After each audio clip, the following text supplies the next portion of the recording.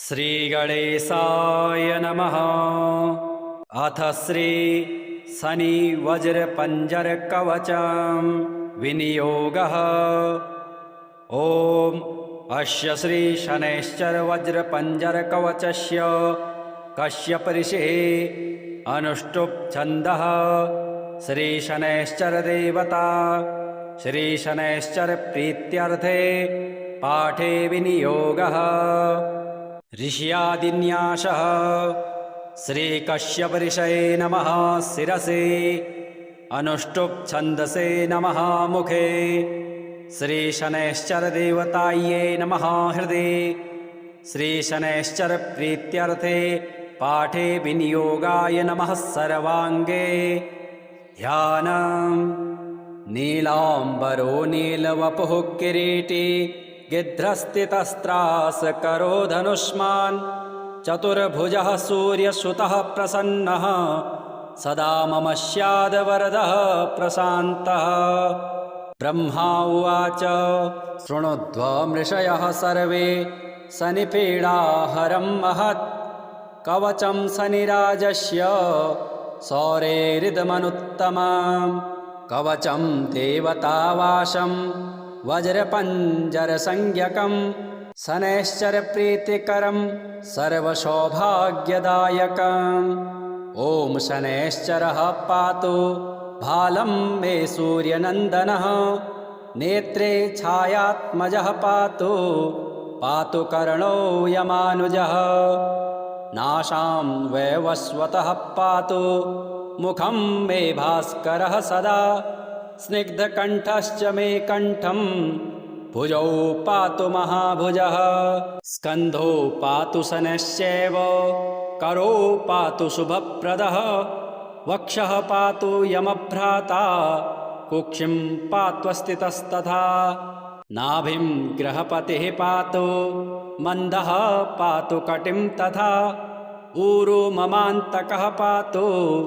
यमो जानुयुगं तथा, पादौ मन्दगतिः पातु सर्वाङ्गं पातु पिप्पलः, अङ्गोपाङ्गानि सर्वाणि रक्षेन्मेरुसूर्यनन्दनः। इति एतत् कवचं दिव्यं पठेत् सूर्यसुतस्य यः, न तस्य जायते पीडा प्रीतो भवति सूर्यजः। वयं जन्मदुतिस्थानो मृत्युस्थानगतोऽपि वा, कलत्रस्थौ गतो वापि सुप्रीतस्तु सदा शनिः। अष्टमस्थे सूर्यसुते व्यये जन्मद्वितीयगे, कवचं पठते नित्यं न पीडा जायते क्वचित्। इति एतत् कवचं दिव्यं सौरैर्यन्निर्मितं पुरा, द्वादशाष्टमजन्मस्थ दोषान् नाशयते सदा, जन्मलग्नस्थितान् दोषान् सर्वान् नाशयते प्रभुः। ध्यानम्। नीलाम्बरो नीलवपुः किरीटी गिध्रस्थितस्त्रास करो धनुष्मान्, चतुर्भुजः सूर्यसुतः प्रसन्नः, सदा मम स्याद् वरदः प्रशान्तः। ब्रह्मा उवाच शृणुध्वमृषयः सर्वे शनिपीडाहरं महत्, कवचं शनिराजस्य सौरेरिदमनुत्तमम्, कवचं देवतावासं वज्रपञ्जरसंज्ञकं, शनैश्चर प्रीतिकरं सर्वसौभाग्यदायकम्। ॐ शनैश्चरः पातु भालं मे सूर्यनन्दनः, नेत्रे छायात्मजः पातु पातु कर्णो यमानुजः, नासां वैवस्वतः पातु मुखं मे भास्करः सदा, स्निग्धकण्ठश्च मे कण्ठं भुजौ पातु महाभुजः, स्कन्धो पातु शनैश्चैव करो पातु शुभप्रदः, वक्षः पातु यमभ्राता कुक्षिं पात्वस्थितस्तथा, नाभिं ग्रहपतिः पातु मन्दः पातु कटिं तथा, ऊरु ममान्तकः पातु यमो जानुयुगं तथा, पादौ मन्दगतिः पातु सर्वाङ्गं पातु पिप्पलः अङ्गोपाङ्गानि सर्वाणि रक्षेन्मेरुसूर्यनन्दनः इति एतत् कवचं दिव्यं पठेत् सूर्यसुतस्य यः न तस्य जायते पीडा प्रेतो भवति सूर्यजः वयं जन्मदुतिस्थानो मृत्युस्थानगतोऽपि वा कलत्रस्थौ गतो वापि सुप्रीतस्तु सदाप्सनिः अष्टमस्थे सूर्यसुते व्यये जन्मद्वितीयगे कवचं पठते नित्यं न पीडा जायते क्वचित् इति एतत् कवचं दिव्यं सौरैर्यन्निर्मितं पुरा द्वादशाष्टमजन्मस्थ दोषान्नाशयते सदा जन्मलग्नस्थितान् दोषान् सर्वान् नाशयते प्रभुः ध्यानम् नीलाम्बरो नीलवपुः किरीटी गिध्रस्थितस्त्रासकरो धनुष्मान् चतुर्भुजः सूर्यसुतः प्रसन्नः सदा मम स्याद्वरदः प्रशान्तः ब्रह्मा उवाच शृणुध्वमृषयः सर्वे शनिपीडाहरं महत् कवचं शनिराजस्य सौरैरिदमनुत्तमम् कवचं देवतावासं वज्रपञ्जरसंज्ञकं शनैश्चरप्रीतिकरं सर्वसौभाग्यदायकम् ॐ शनैश्चरः पातु भालं मे सूर्यनन्दनः नेत्रे छायात्मजः पातु पातु कर्णो यमानुजः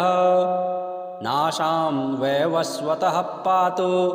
मुखं मे भास्करः सदा स्निग्धकण्ठश्च मे कण्ठं भुजौ पातु महाभुजः स्कन्धो पातु शनैश्चैव करो पातु शुभप्रदः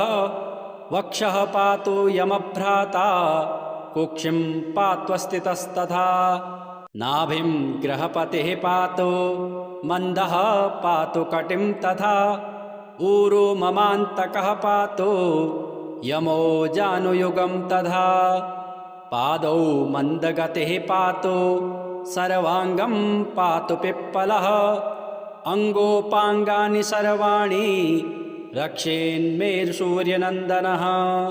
इति एतत् कवचं दिव्यं पठेत् सूर्यसुतस्य यः न तस्य जायते पीडा प्रेतो भवति सूर्यजः वयं जन्मदुतिस्थानो मृत्युस्थानगतोऽपि वा कलत्रस्थौ गतो वापि सुप्रीतस्तु सदाप्सनिः अष्टमस्थे सूर्यसुते व्यये जन्मद्वितीयगे कवचं पठते नित्यं न पीडा जायते क्वचित् इति एतत् कवचं दिव्यं सौरैर्यन्निर्मितं पुरा द्वादशाष्टमजन्मस्थ दोषान्नाशयते सदा जन्मलग्नस्थितान् दोषान् सर्वान् नाशयते प्रभुः ध्यानम् नीलाम्बरो नीलवपुः किरीटी गिध्रस्थितस्त्रासकरो धनुष्मान् चतुर्भुजः सूर्यसुतः प्रसन्नः सदा मम स्याद्वरदः प्रशान्तः ब्रह्मा उवाच शृणुध्वमृषयः सर्वे शनिपीडाहरं महत् कवचं शनिराजस्य सौरैरिदमनुत्तमम् कवचं देवतावासं वज्रपञ्जरसंज्ञकं शनैश्चरप्रीतिकरं सर्वसौभाग्यदायकम् ॐ शनैश्चरः पातु भालं मे सूर्यनन्दनः नेत्रे छायात्मजः पातु पातु कर्णो यमानुजः नाशां वैवस्वतः पातु मुखं मे भास्करः सदा स्निग्धकण्ठश्च मे कण्ठं भुजौ पातु महाभुजः स्कन्धो पातु शनैश्चैव करो पातु शुभप्रदः वक्षः पातु यमभ्राता कुक्षिं पात्वस्थितस्तथा नाभिं गृहपतिः पातु मन्दः पातु कटिं तथा ऊरु ममान्तकः पातु यमो जानुयुगं तथा पादौ मन्दगतिः पातु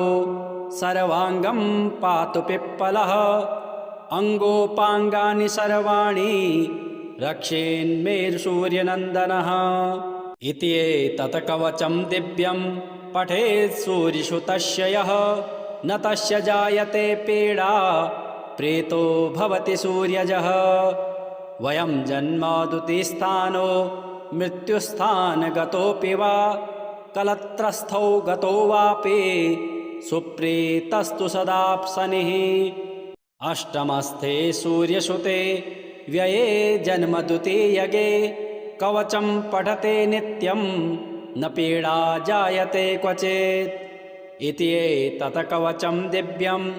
सौरैर्यन्निर्मितं पुरा द्वादशाष्टमजन्मस्थ दोषान् नाशयते सदा जन्मलग्नस्थितान् दोषान् सर्वान् नाशयते प्रभुः ध्यानम् नीलाम्बरो नीलवपुः किरीटी गिध्रस्थितस्त्रासकरो धनुष्मान् चतुर्भुजः सूर्यसुतः प्रसन्नः सदा मम स्याद्वरदः प्रशान्तः ब्रह्मा उवाच शृणुध्वमृषयः सर्वे शनिपीडाहरं महत् कवचं शनिराजस्य सौरेरिदमनुत्तमम् कवचं देवतावासं वज्रपञ्जरसंज्ञकं शनैश्चरप्रीतिकरं सर्वसौभाग्यदायकम् ॐ शनैश्चरः पातु भालं मे सूर्यनन्दनः नेत्रे छायात्मजः पातु पातु कर्णो यमानुजः नाशां वैवस्वतः पातु मुखं मे भास्करः सदा स्निग्धकण्ठश्च मे कण्ठं भुजौ पातु महाभुजः स्कन्धो पातु शनैश्चैव करो पातु शुभप्रदः वक्षः पातु यमभ्राता कुक्षिं पात्वस्थितस्तथा नाभिं गृहपतिः पातु मन्दः पातु कटिं तथा ऊरु ममान्तकः पातु यमो जानुयुगं तथा पादौ मन्दगतिः पातु सर्वाङ्गं पातु पिप्पलः अङ्गोपाङ्गानि सर्वाणि रक्षेन्मेरुसूर्यनन्दनः इति एतत् कवचं दिव्यं पठेत् सूर्यसुतस्य यः न तस्य जायते पीडा प्रेतो भवति सूर्यजः वयं जन्मादुतिस्थानो मृत्युस्थानगतोऽपि वा कलत्रस्थौ गतो वापि सुप्रीतस्तु सदाप्सनिः अष्टमस्थे सूर्यसुते व्यये जन्मद्वितीयगे कवचं पठते नित्यं न पीडा जायते क्वचित् इति एतत् कवचं दिव्यं सौरैर्यन्निर्मितं पुरा द्वादशाष्टमजन्मस्थ दोषान् नाशयते सदा जन्मलग्नस्थितान् दोषान् सर्वान् नाशयते प्रभुः ध्यानम् नीलाम्बरो नीलवपुः किरीटी गिध्रस्थितस्त्रासकरो धनुष्मान् चतुर्भुजः सूर्यसुतः प्रसन्नः सदा मम स्याद्वरदः प्रशान्तः ब्रह्मा उवाच शृणुध्वमृषयः सर्वे शनिपीडाहरं महत् कवचं शनिराजस्य सौरेरिदमनुत्तमम् कवचं देवतावासं वज्रपञ्जरसंज्ञकं शनैश्चरप्रीतिकरं सर्वसौभाग्यदायकम् ॐ शनैश्चरः पातु भालं मे सूर्यनन्दनः नेत्रे छायात्मजः पातु पातु कर्णो यमानुजः नाशां वैवस्वतः पातु मुखं मे भास्करः सदा स्निग्धकण्ठश्च मे कण्ठं भुजौ पातु महाभुजः स्कन्धो पातु शनैश्चैव करो पातु शुभप्रदः वक्षः पातु यमभ्राता कुक्षिं पात्वस्थितस्तथा नाभिं ग्रहपतिः पातु मन्दः पातु कटिं तथा ऊरु ममान्तकः पातु यमो जानुयुगं तथा पादौ मन्दगतिः पातु सर्वाङ्गं पातु पिप्पलः अङ्गोपाङ्गानि सर्वाणि